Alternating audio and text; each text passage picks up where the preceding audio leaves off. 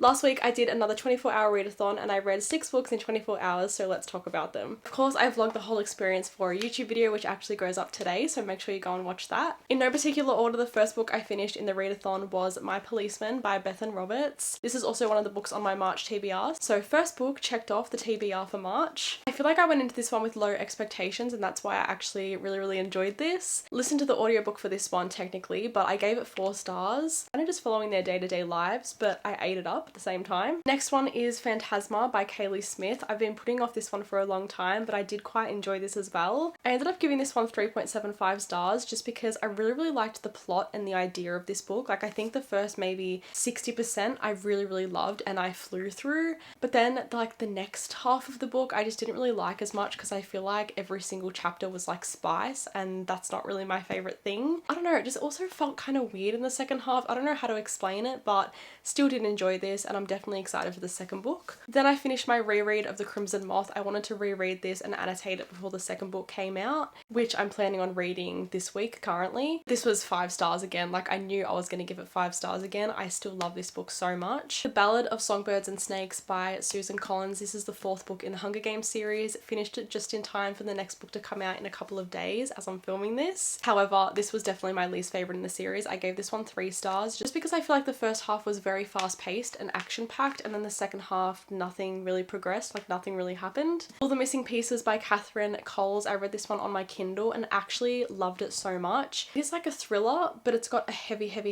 subplot of romance, which I haven't really read anything like that before, and I ate it up. Like, I loved that book so much. I read it in under 24 hours. Ended up giving that one 4.5 stars. And the last book I read was Keep It in the Family by John Mars, which was another thriller I read on my Kindle and absolutely loved. If you need to get out of a slump, that is a good recommendation as well. I gave that one 4 stars. Now that you've watched this, make sure to go watch the vlog.